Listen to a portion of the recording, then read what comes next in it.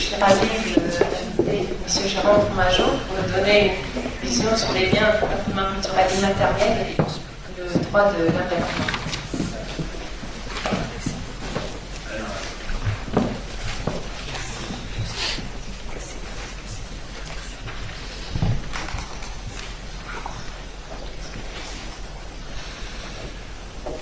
Bonjour, je voudrais m'associer aux remerciements qui ont déjà été formulés. D'abord, dire vraiment à quel point nous nous sentons ici particulièrement bien accueillis par l'Académie de la culture de Lettonie, par l'Institut de littérature, de folklore et d'art de l'Université de Lettonie.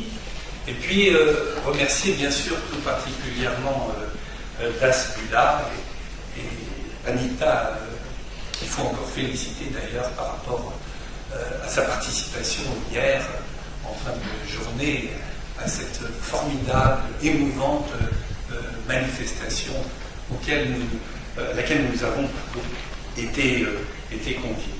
Alors, en fin de son intervention, Noé Wagner a évoqué effectivement la charte de l'environnement qui est adossée à la Constitution, ce qui me permet d'ailleurs de faire le lien avec le thème que je vais traiter avec vous. Je vous invite d'abord à un voyage à travers les grandes conventions de droit de l'environnement, parce que vous allez le voir, il me semble qu'à bien des égards, par le biais justement du concept de protection de la nature, on s'est aperçu dans le cadre des Nations Unies, dans le cadre aussi des travaux de l'Union internationale pour la conservation de la nature, que finalement, il pouvait être extrêmement utile de se pencher sur des pratiques, sur des activités, des usages,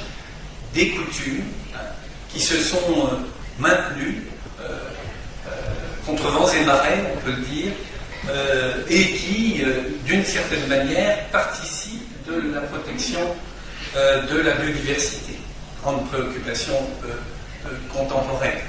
Et c'est si vrai que, eh bien, on s'aperçoit que les deux instruments qui mobilisent aujourd'hui nos réflexions contraignantes, que sont les conventions de 1972 et celles de 2003, eh bien, finalement, elles jouent aussi un rôle, d'une manière au moins implicite, dans le domaine de la protection de la nature, mais grâce, très souvent, au fait qu'elles s'intéressent à des sites, pour ce qui concerne la Convention de 1972, ou à des artefacts, à des espaces particulièrement ciblés. J'en parlerai à l'aide d'exemples dans la deuxième partie, qui sont protégés par des législations de protection de la nature, finalement.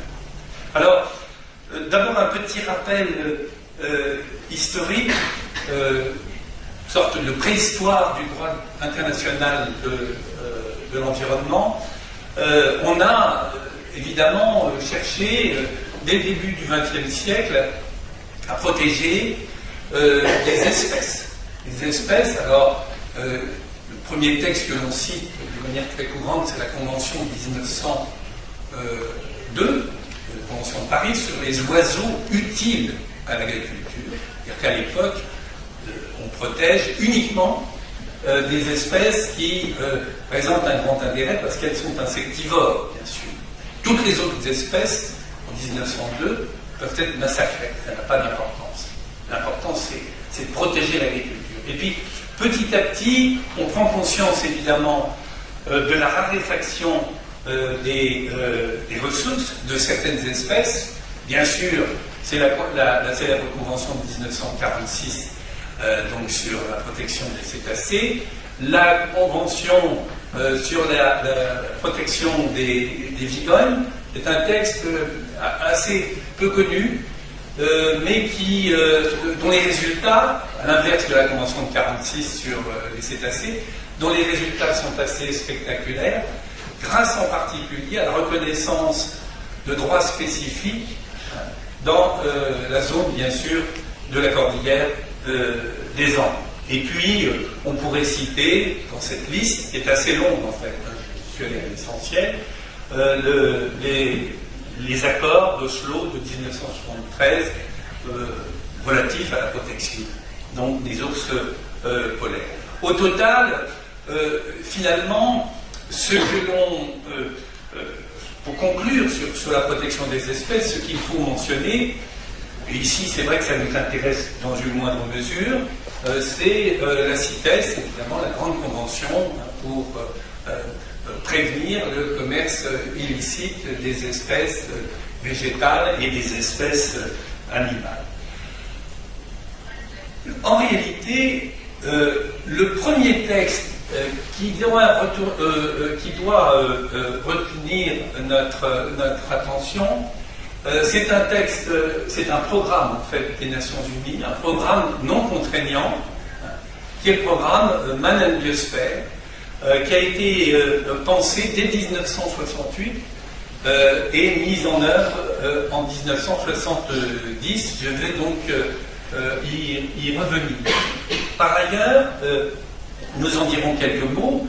La Convention de Ramsar de 1971 sur les zones humides d'importance internationale n'a pas eu pour fondement à l'origine de prendre en considération des pratiques, des usages, des coutumes liés à la maintenance, si je puis dire, des zones humides, mais il se trouve que au fur et à mesure que le secrétariat en charge de l'application de la Convention de Ramsar a réfléchi, a imaginé des politiques de protection, il se trouve que lentement mais sûrement, eh bien, on a pris conscience de la nécessité de porter un regard sur les techniques, sur les usages qui sont à l'origine même d'ailleurs de la conservation de ces espaces.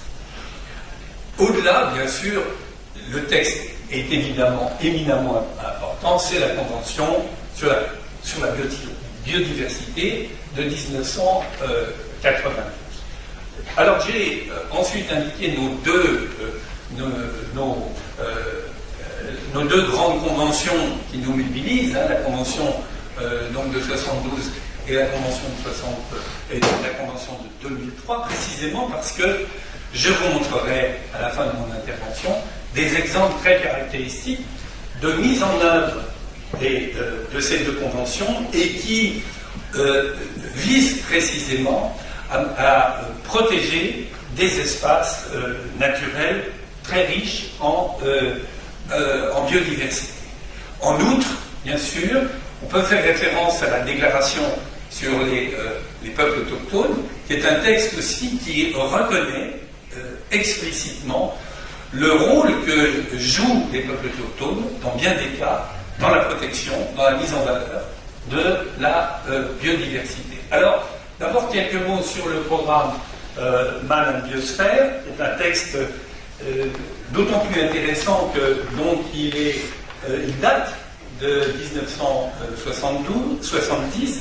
Ce texte consiste à proposer aux États membres de l'UNESCO de déterminer des espaces riches en biodiversité dans lesquels on reconnaît bien sûr aussi la possibilité d'exploiter la nature sans porter atteinte notamment à la biodiversité, sans porter atteinte donc au processus écologique essentiel. Dans les périmètres de ces sites de la biosphère, de ces réserves de la biosphère, eh bien, on reconnaît, voyez, l'existence d'un certain nombre de pratiques qui sont effectivement au bout du compte la preuve que, contrairement à ce qu'on pourrait croire, depuis des siècles, se sont maintenues des pratiques qui ont permis justement la conservation de ces espaces. J'irais même au-delà de cette observation pour faire remarquer qu'un très grand nombre d'espaces qui aujourd'hui nous paraissent a priori être des espaces véritablement naturels, en fait ont pour origine des aménagements. Je pense en particulier pour l'Europe au territoire des abbayes cisterciennes. Et ces aménagements, ils ont été organisés à partir de modalités de gestion qui ont permis, à travers les siècles, de maintenir justement la biodiversité. Autrement dit, ces espaces qui nous paraissent naturels sont des espaces tout aussi artificialisés d'une certaine manière que nos grandes plaines céréalières d'Europe, mais qui se sont maintenus en l'état grâce à des pratiques qui sont parfois extrêmement complexes. Et le jour où on décide de modifier, bien sûr, ces méthodes ancestrales, on provoque des ruptures, parfois très, très inquiétantes.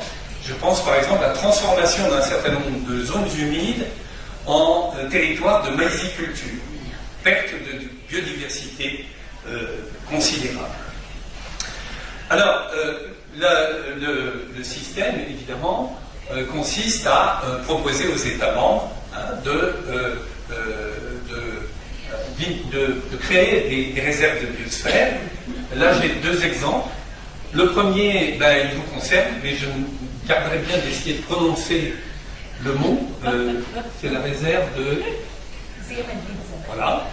Et le second, c'est un autre exemple, alors français, la réserve de biosphère du bassin de la Dordogne.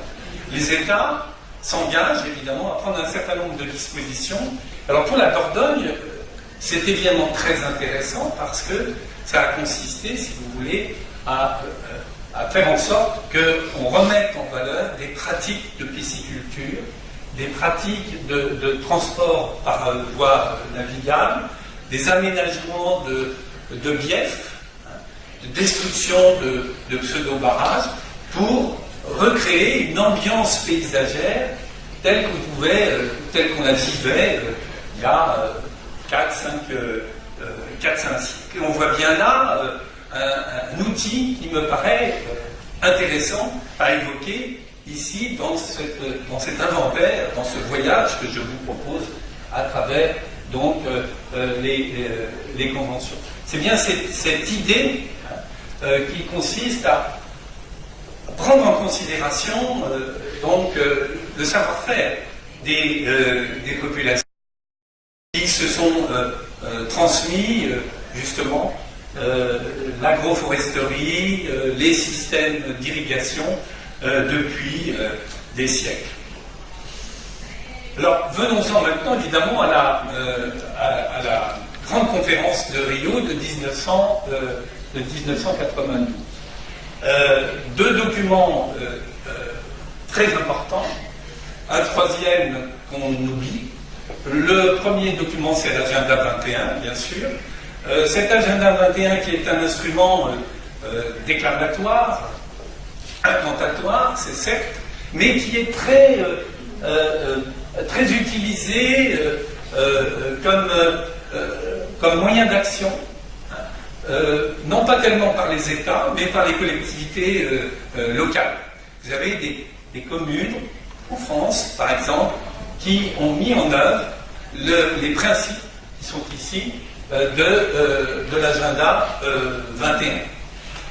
Cet agenda 21 fait référence évidemment aux collectivités locales, aux communautés, aux peuples autochtones, et leur reconnaît évidemment un rôle fondamental, notamment dans la préservation des écosystèmes. Texte donc contraignant, à l'inverse, bien sûr, la Convention sur la diversité, qui est un grand monument, hein, on pourrait dire, au niveau du droit international de la protection de la nature, et dans son article 8J, la Convention de préciser justement le rôle cardinal, essentiel, que joue précisément la coutume, que jouent les usages, les pratiques en faveur de la protection des écosystèmes et de la biodiversité. Dans le cadre de la conférence de 1992, il a été question d'élaborer aussi une convention relative à la protection des forêts. Cet instrument me paraît lorsqu'on étudie le projet, tout à fait intéressant, parce qu'effectivement, il était envisagé, dans ce projet de convention pour la protection des forêts, de reconnaître les traditions d'agroforesterie, ce qui n'a pas été fait, parce que j'y reviendrai peut-être si j'en ai le temps, parce que la forêt reste un domaine, en fait, de souveraineté de chacun des États. Il est hors de question pour un pays comme la France, il est hors de question pour un pays comme le Brésil, il est hors de question pour un pays comme l'Indonésie d'admettre un seul instant qu'il puisse y avoir une convention internationale concernant le domaine de la forêt. Ça, c'est vraiment quelque chose qui est une grande caractéristique et qui explique précisément les raisons pour lesquelles à Rio, on s'est contenté d'adopter un texte, on l'a précisé, non contraignant. Surtout pas de contraintes dans le domaine forestier. C'est l'État qui va l'imposer, comme pour les monuments historiques, pour reprendre ce que je vous expliquais tout à l'heure, Noé. Alors, vous savez que la Convention de Rio, c'est une convention cadre. Il y a un certain nombre de protocoles qui doivent être adossés à la Convention. Le premier protocole de Carthagène porte sur les OGM, les organismes génétiquement modifiés, et le second protocole, qui est un texte évidemment essentiel, comme l'a d'ailleurs évoqué, je crois ce matin, Ariette dans son exposé, le protocole donc sur l'accès aux ressources génétiques et le partage juste et équitable des avantages de leur utilisation. L'article 7 du protocole indique que chaque partie, je le cite, prend, selon qu'il convient, les mesures appropriées pour faire en sorte que l'accès aux connaissances traditionnelles associées aux ressources génétiques détenues par les communautés autochtones et locales soit soumis au consentement préalable, un concept qu'on a déjà évoqué dans la journée, donné en connaissance de cause ou à l'accord et à la participation de ces communautés autochtones et locales, et que des conditions convenues d'un commun accord donc soient établies. On reconnaît là très clairement, encore une fois, la fonction que peuvent jouer les communautés locales et leur droit en ce qui concerne justement la protection, l'exploitation éventuellement de la biodiversité. Alors ensuite, dans le domaine des programmes, il faut citer précisément la stratégie de la FAO relative à la protection des savoir-faire en matière d'agroforesterie. C'est un document évidemment extrêmement intéressant qui vise à valoriser les pratiques en forêt usagère. C'est un document qui doit servir, si vous voulez, de mode d'emploi, si je puis dire, aux autorités locales qui ont en charge de contrôler l'exploitation forestière. L'obstacle majeur de la mise en œuvre de cette stratégie me paraît être lié au fait que la plupart des législations actuelles, je pense au Code forestier français, mais aussi je citais les exemples du Brésil ou de l'Indonésie, qui sont des pays évidemment très riches en biodiversité forestière. Dans ces cas-là, on a une législation qui évidemment a du mal à prendre en compte la présence de communautés qui ont l'outrecuidance de prétendre savoir gérer des espaces. Ce qu'ils savaient faire, d'ailleurs, ce qu'ils savent toujours faire depuis des siècles, entre parenthèses, évidemment. Alors, vous avez certaines législations forestières qui reconnaissent maintenant des systèmes de gestion coutumière et qui reconnaissent la protection des savoirs traditionnels en matière d'exploitation forestière. Je pense à la loi de 1994, du 20 janvier 1994, concernant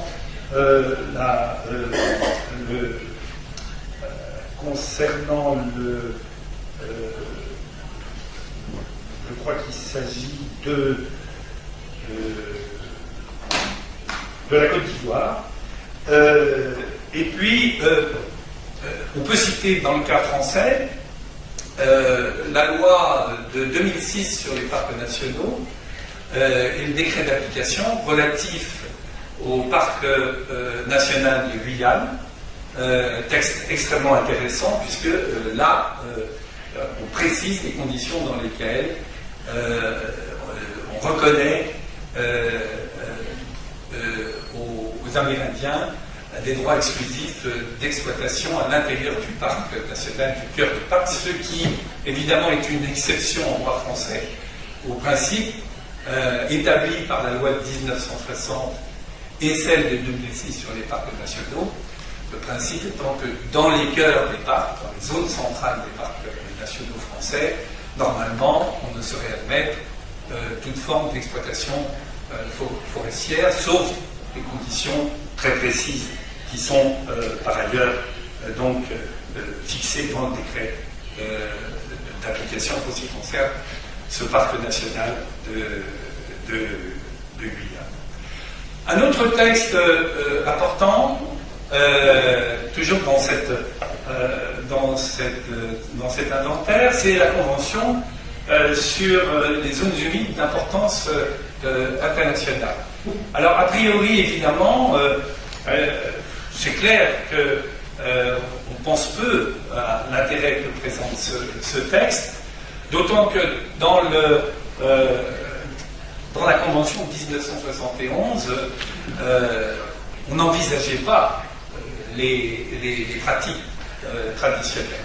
Et c'est à la suite d'un certain nombre de résolutions qui ont été adoptées par la suite qu'on a pris conscience de l'intérêt qu'il y avait justement à reconnaître des droits à des populations qui gèrent ces espaces, donc je l'ai déjà dit, depuis fort longtemps. Donc il s'agit de la résolution adoptée à Valence en 2002 et de celle de Kampala adoptée en 2005. Ces résolutions sont d'autant plus importantes qu'à mon sens, si vous voulez, elles permettent de rendre encore plus effectives les dispositions de la Convention de Ramsar. Alors, maintenant, et pour aborder la deuxième partie de cette courte présentation, je vais donc vous présenter quelques exemples très caractéristiques qui montrent à quel point il y a un lien évident entre la protection de la biodiversité et en même temps la reconnaissance de certaines formes de patrimoine immatériel au sens de la Convention de 2003. Bon, on ne reviendra pas sur les définitions qui sont, que vous connaissez bien sûr ici, relatives à cette distinction intéressante entre, bien sûr, fondamentale entre le patrimoine culturel et le patrimoine naturel. Reste que, si on avait le temps, mais c'est de façon très connue, on referait l'historique de l'évolution de la Convention de 72 pour montrer qu'au bout du compte, il y a des espaces qui sont intermédiaires entre par exemple, une cathédrale, un centre historique, comme Riga ou comme Lyon, et puis des espaces naturels où commence le patrimoine naturel, où commence le patrimoine culturel. Ce qui fait qu'on va voir émerger la notion de paysage culturel. Mais si vous observez les conditions dans lesquelles aujourd'hui sont gérés ces paysages culturels, dans bien des cas, ils ne doivent leur survie, si je puis dire, qu'à l'existence de pratiques très spécifiques. Par exemple, les rizières en terrasse des Philippines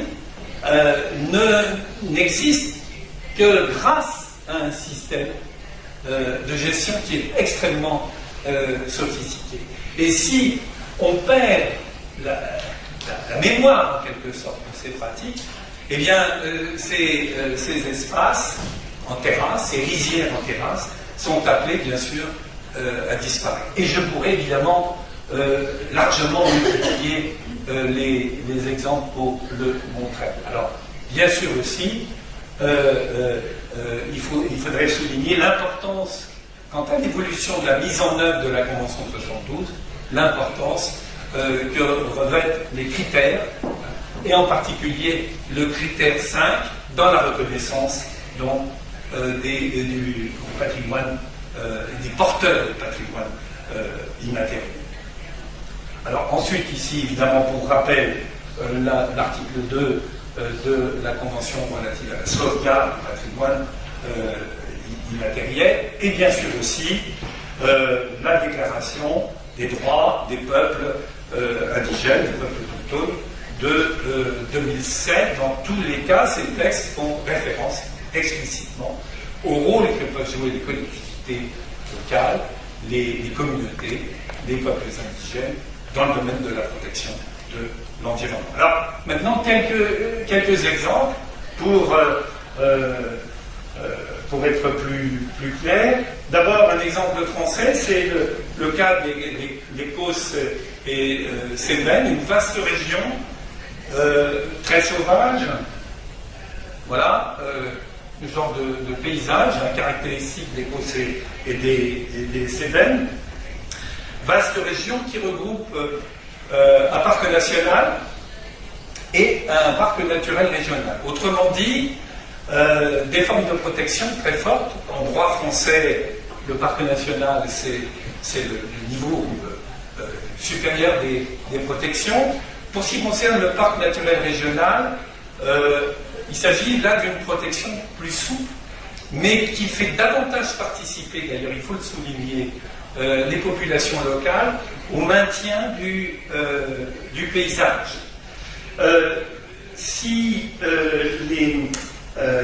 les Causses et les Cévennes ont été inscrites sur la liste du patrimoine mondial, c'est parce que s'y pratique encore une forme d'élevage très particulier qui est fondée sur la mobilité entre deux espaces écologiques complémentaires et qui sont très menacés par le biais de ces structures très anciennes qu'on appelle des drives et qui génèrent une biodiversité linéaire extrêmement intéressante du fait des passages réguliers des moutons en particulier lors de la transhumance.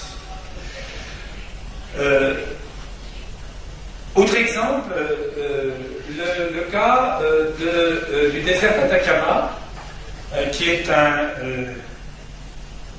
superbe site gigantesque au nord du Chili. Ce site se pose un certain nombre de maintenance, en particulier en ce qui concerne les oasis. On n'en voit pas beaucoup ici parce que c'est une des zones évidemment les plus désertiques à la fois du Chili mais aussi du monde. Il pleut je crois tous les 80 ans, ce qui n'empêche qu'il y a quand même de l'eau et notamment des espèces très intéressantes de flamants roses qui sont protégées et qui, je crois, figurent sur la liste de la CITES. Alors, dans le cas d'Atacama, ce qui est intéressant aussi, c'est que sont associés à la gestion du site, à la gestion du parc, de manière très, très importante, eh bien, les Amérindiens, ce qui n'était pas le cas avant, on ne reconnaissait aucun droit, et ce sont les Amérindiens qui ont mis en œuvre la politique de protection, notamment des vigognes, au titre de la convention que j'ai mentionnée tout à l'heure, et cela conformément aux pratiques ancestrales. Un autre exemple archi connu, celui-ci, excusez-moi pour la qualité de la photo, puis alors en plus je ne suis pas arrivé à cadrer, enfin catastrophe, ce qui fait que ça ressemble à peine à Iron Rock, au parc national australien de Uluru. Et là alors, bien évidemment, on a un exemple tout à fait remarquable de ce que l'on peut structurer en termes de gestion de l'espace naturel, en termes aussi d'accueil des touristes, parce que ça pose des problèmes très très compliqués, et tout ça étant lié évidemment aux pratiques des aborigènes, puisque c'est connu, les aborigènes considèrent ce site, et c'est reconnu d'ailleurs, le considèrent comme un site sacré, avec donc maintenant, grâce à des négociations complexes entre les autorités et les aborigènes, avec un système d'approche qui est très régulé pour éviter que les touristes fréquentent une partie du site qui est maintenant inaccessible, sauf bien sûr aux aborigènes. Donc, ce site sacré représente un très fort lien entre la présence des aborigènes et l'environnement.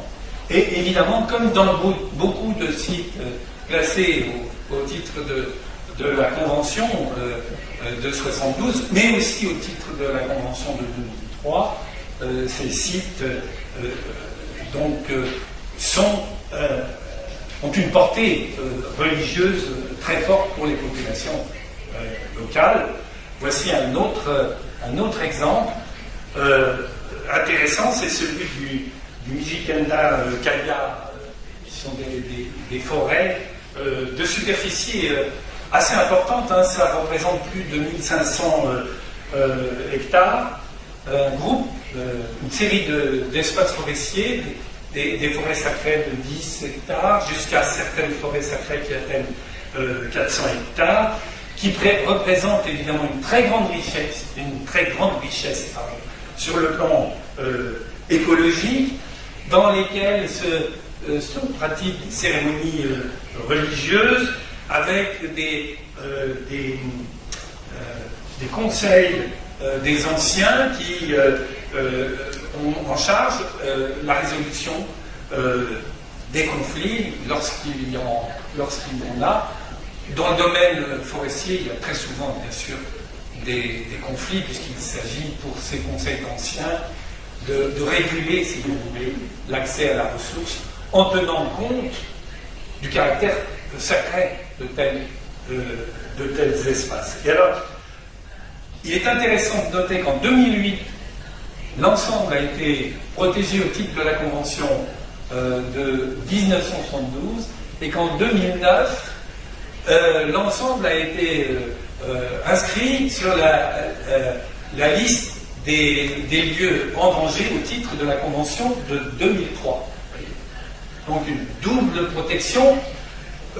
L'évolution est particulièrement inquiétante, puisque aujourd'hui se posent évidemment des problèmes, notamment liés à l'urbanisation, liés à la déforestation, ce qui justifie évidemment le fait que cet ensemble ait été porté sur la liste des artefacts, si je puis dire, en danger au titre de la Convention de 2003. Oui, alors, dans ce système existent donc des conseils d'anciens qui, comme à Valence, en Espagne, ont en charge, donc, justement,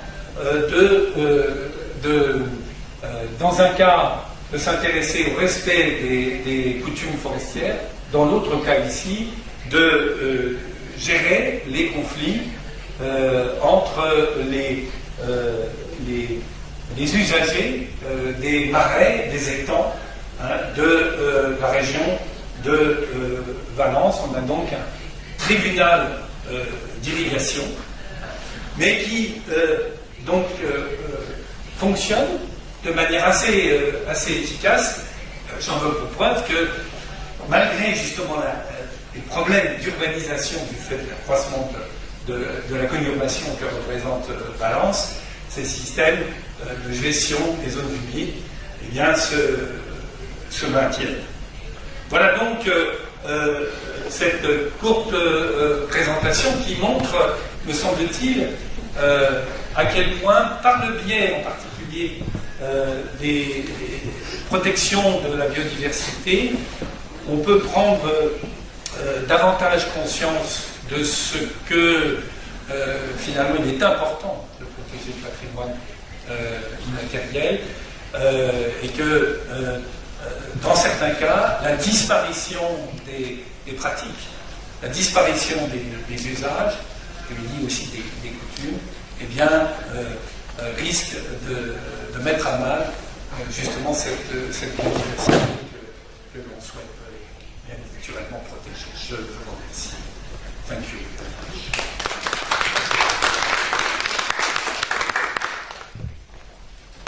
Merci beaucoup de votre présentation qui était à la fois une riche aperçu des différentes références historiques dans le cadre du droit de l'environnement et à la fois donner des cas exacts, concrets pour illustrer la complexité de la question.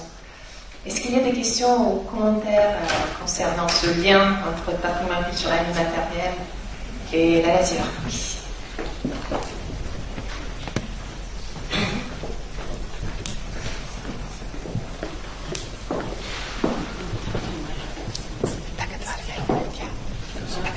Je vais essayer de parler en français parce que c'est plus facile pour les femmes. Oh, merci beaucoup. Peut-être pas pour vous. Hein. Oh bon. Non, mais il y a quelque chose qui m'a frappé. C'est assez intéressant que dans le droit international, maintenant, il y a deux mouvements philosophiques. Il y a 1992, dans le cadre de l'environnement, c'est le mouvement vers la diversité biologique. Ouais. Et des conservations jusqu'à diversité. Dans le droit culturel, patrimoine culturel, on peut voir aussi le mouvement vers la diversité culturelle comme en valeur. Et à mon avis, ça montre bien les liens entre les deux. Et on peut dire que la diversité biologique et la diversité culturelle aussi sont deux faces. Comme on dit, c'est cohérent. Oui. Et c'est une question assez riche. Et aussi, si on approche comme des valeurs, on peut aussi demander quelles sont comment je dis, c'est comme, je peux dire que la diversité culturelle, c'est comme une valeur du droit de l'homme. Hein? On peut demander en même temps si aussi la diversité biologique, c'est aussi un commun. Oui. On voit des liens aussi entre l'environnement, le patrimoine et le droit de l'homme ensemble. C'est ça que je voulais dire. Et aussi quand on regarde la convention de Ramsar, on voit que aussi on a... Mais ça a évolué. Oui, c'est ça que je voulais dire. Du concept de conservation pure pour la liste internationale jusqu'à ce concept d'utilisation wise use, hein, comme sage, l'utilisation sage. Oui, ok, oui. Pour tous les sites qui sont protégés. Et aussi, ça inclut l'utilisation traditionnelle et les cultures traditionnelles dans les endroits, les wetlands. Hein. Et on voit des évolutions très intéressantes en fait, dans les deux domaines du droit international que vous avez bien montré. Oui, il y a un lien évident.